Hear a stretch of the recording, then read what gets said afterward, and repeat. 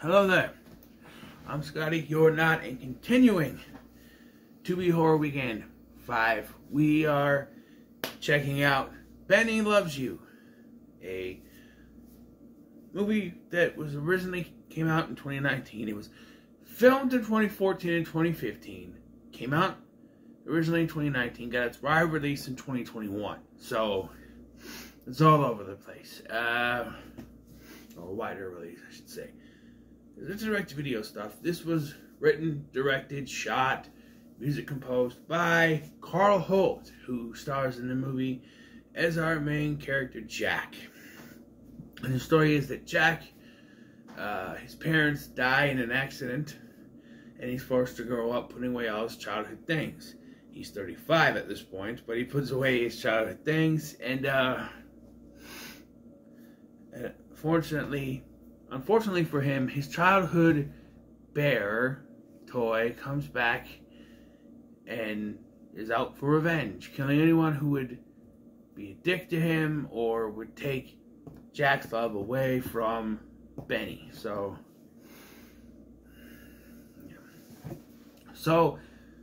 as mentioned, this was filmed in 2014 and 2015. So a movie that originally came out in 2019 talks about Prince.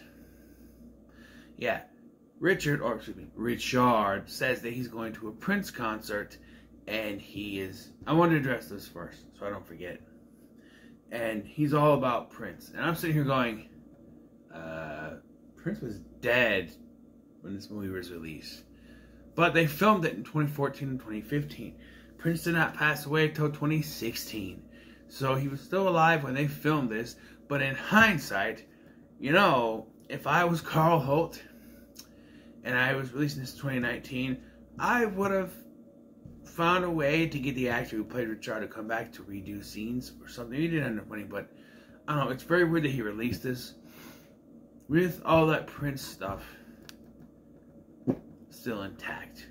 And quite obviously, this takes place in 2014 or 2015. You said the beginning of the movie takes place 2014. And then the second half takes place 2015, because it's his birthday at the beginning of this. He turns 35, and then we cut to 1 year later, or 10 months later, and then it slowly goes to his 36th birthday, where it's been an entire year. So, yeah, 2014, 2015 is when this takes place, timeline-wise. Yeah. And one thing about this movie that got me is they don't really explain it. I mean, they try to. Basically what it is if you have a toy you grew up with and you abandon it, you throw it away, you don't want it anymore, it will come after you. Like, it's very weird though. Like, it's kind of... The beginning of this has a little girl who has this bear. She doesn't want the bear anymore, and the bear comes after her, and the bear kills her. But when Jack doesn't want Benny anymore,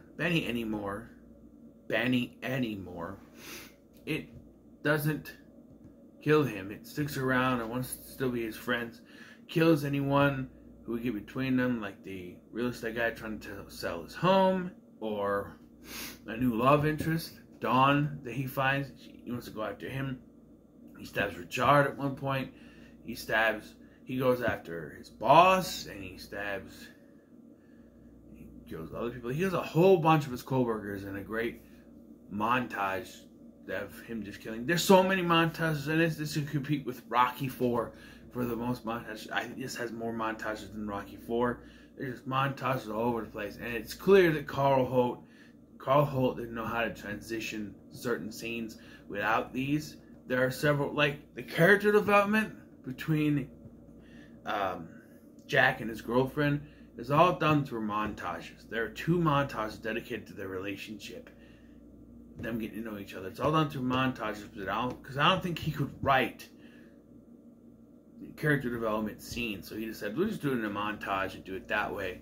They gotta keep the movie going, because this is about the kills. That's what this movie is about. The kills. So, yeah. And that's what they kind of go for. Benny is practical. but he's also CGI. So for most of the film, he's CGI. There's like 2 or 3 shots where he's practical, including this one where he's on a lawnmower. Excuse me. It's not even 9 o'clock yet. I'm yawning. Where he's on a lawnmower going. The finale of this is kind of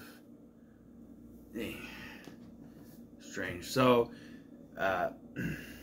after Benny stabs Richard and he kills all the co-workers, the 3 of them run back to Jack's house. Benny has, they have a montage of getting stuff ready to fight. Benny has a montage of getting ready to fight, and then they have a fight. And during this, Benny has somehow left 2 other toys there. There is the robot that Richard created to get the promotion, which he doesn't want anymore because he got his promotion. He doesn't want it anymore. It's sold last year, he says. And then there was the doll that is explained at some point by Dawn that she had when she was a kid, and it explained to us that it killed her father. So, yeah, somehow Benny was able to find it. I don't know. I don't know. But, yeah, so there's a showdown with them. We get what's probably the best kill of the film when the robot, he stabs Richard and then takes a vacuum hose and sticks it in the wound and sucks out his intestines into the vacuum. Pretty good. Pretty good. On par with the, I don't know, Massacre is good too, but there's some creative kills here. There's a scene where the real estate guy is showing the house because he's selling it. Jack is selling the house. And it's Tara, who Jack brought into his room at the beginning of the movie and saw that it was all childish. Really over freaked out. Like, she acts like it's the worst thing in the world that he still lives with his parents and that he's got all his toys and stuff in his childhood room. And she, I don't know, it's too much. But she shows up with the real estate guy. Now, when she comes in with Jack earlier, she calls him Babes. And when she's coming in with this other guy, she calls him Babes. And I'm like, what is going on? And I've been in this house before, and I'm like, why are you here? And I realized he was the real estate guy. He starts talking about the house, and I'm like, oh, he's a real estate guy. So why is she calling him Babes? Is that also her boyfriend? Or is she just called one that? But Benny stabs him with the, the piece of wood that goes in the ground where the sign is. It's not that sharp, but he's able to stab him with it. And then there's a chase.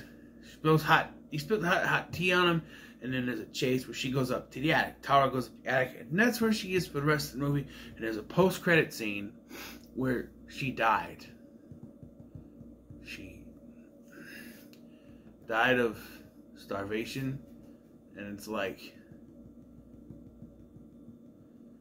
why at no point did she make an effort to tell Jack she was there?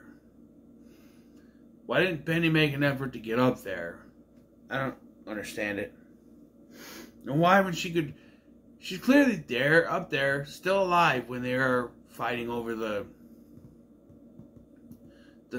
fighting the things. Why didn't she show up and help them? Or, she could, I don't know. But the movie ends in a weird way.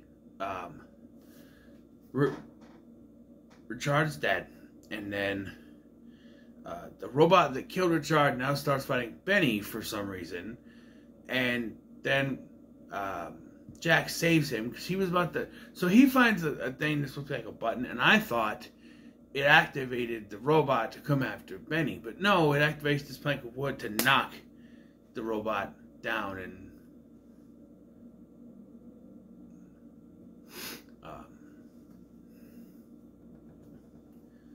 save Benny. But Benny goes up to kill Dawn, and he gets Benny, and he goes to kill her, but Dawn grabs him and throws him in the corner, stops him from getting killed, and then Benny grabs the blade and jumps out into outside where the 2 idiot cops from earlier are there and shoot him with pellet guns, and it kills him. Okay. And then we cut to the cops have agreed not to tell anyone because no one would believe them.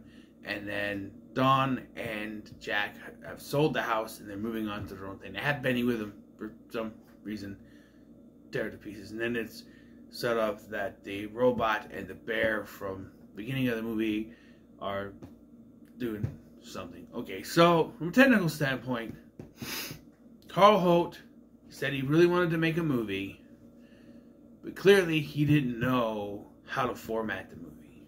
This is a good movie, but he uses montages as a way to transition without, like, all the character, like I said, all the character development with Jack and Dawn is done through montages. He uses a lot of montages to kind of keep the movie going at a steady pace, but also there's a lot of slow-mo and a lot of scenes that just go on. Like, there's a scene, I mentioned the cops. The cops show up, so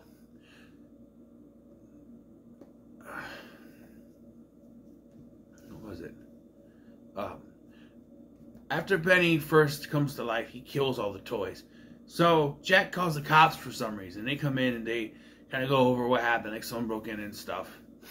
And then later, for no reason at all, conveniently, after the first real estate guy had, or the loan guy, whatever, had been killed by Benny, they show up for no reason other than to create tension. But there's no reason why they're there. They're just like, oh, we have further questions for you. You know, it makes no sense for the cops to show up there. What's more is they do get in the house, and at this point, they're outside, constantly going. And then he opens the door and sees them, and he shuts the door again, and they just knock on the door again. And I'm like, stop knocking. And then he's cleaning up the house, trying to, you know, make sure they don't find the body stuff.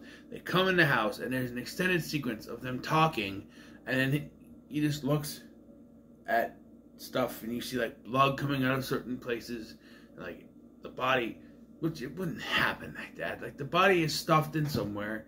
It's not going to just burst out. I don't know. It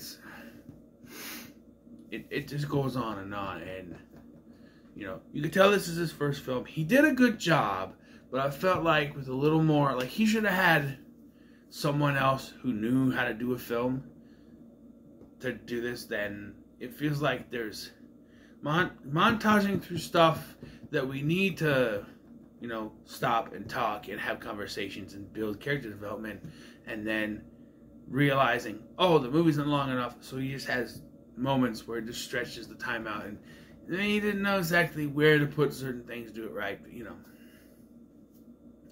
kudos for trying. You know, you did a good job with what you did. There's also references to movies. When he's babysitting his boss's dog, Benny kills the dog, but then when Benny goes to kill Dawn, who's also there, Jack goes to stop him, but she turns around, and so he's forced to act like the dog was attacking her, and he says, "Get away from her, you bitch," which is from Aliens. And then later, Richard says, "Game over, man, game over," in French. And Jack also quotes Terminator.